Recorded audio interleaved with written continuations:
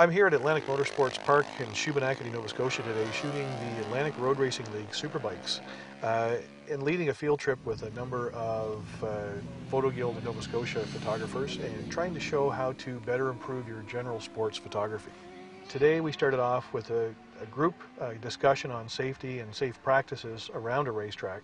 There's lots of dangerous vehicles running around and lots of things happening all the time. So you need to be aware of your surroundings at all times and make sure that you stay out of the path of the motorcyclists.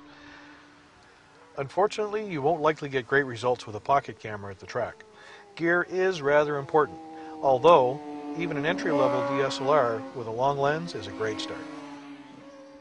So one of the main things you're going to want to follow, one of the main techniques you're going to want to use when you're shooting any kind of fast-moving sports is what's called panning.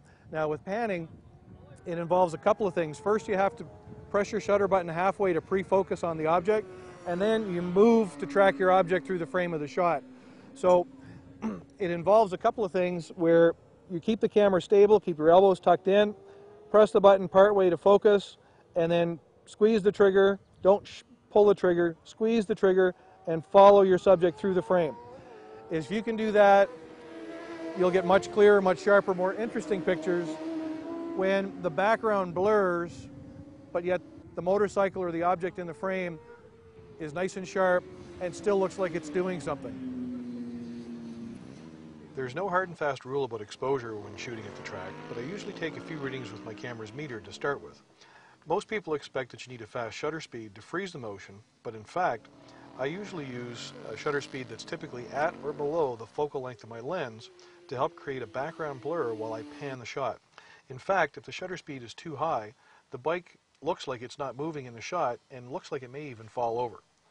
Showing a little wheel blur and a little panning and blurring of the background really helps to create the effect that these bikes are really moving as fast as they truly are.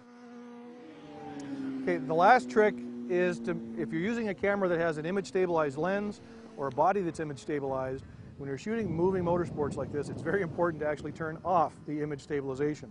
If you leave it turned on, you'll find you get a blurry haze as your camera tries to compensate for the motion of the camera. If you turn the stabilization off, you get to take control of that motion yourself, and the camera doesn't try to compensate for your movement that's intentional. If you're using a monopod or a tripod, you can use vertical stabilization. Make sure you turn off horizontal stabilization. Since you're moving across a horizontal plane, you want to make sure that the camera doesn't try to compensate for that. If there's vertical motion or vibration, vertical compensation is okay. If your camera just has an on-off switch for image stabilization, turn it off.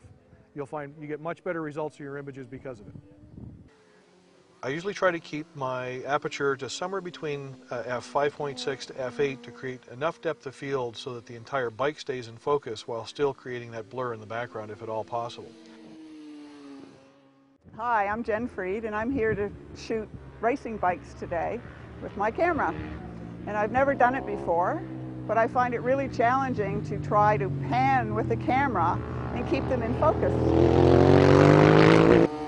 I may have one or two fairly decent shots from today, but I won't really know until I get it on the computer screen. The last thing to talk about is some compositional issues, and how you compose your images is actually very important depending on who you're actually targeting the shots for. If you're looking to take pictures and get them to the racers themselves, the racers want to see themselves front and center in the image. So the traditional rule of thirds goes out the window. You want to have the racer centered in the image, the bike nice and large, filling the whole frame if you possibly can. That way their sponsor logos are displayed loud front and center, and the racer gets the most attention in the image. If you're shooting for competition or for other camera clubs and such, you want to make sure you try to follow the rule of thirds, place the bike so that it's moving into the frame, and there's space on the, whether they're moving to the right, you want space on the right of the frame.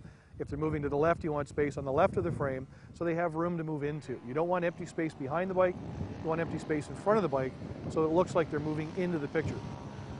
The last time is if you're actually shooting for yourself and you want to have some of the most interesting and challenging images, is actually to kind of break the rules. Once you understand the rules of thirds and things like that, then you want to have a nice tight shot, cut off the bike, have the bike moving onto the right side of the image if they're moving to the right, or the left side if they're moving to the left, so that you add more tension to the image. They don't have as much room to move into, so it looks like they're moving faster. So for something different, challenging, and a whole lot of fun, I hope you take the opportunity to try shooting motorsports.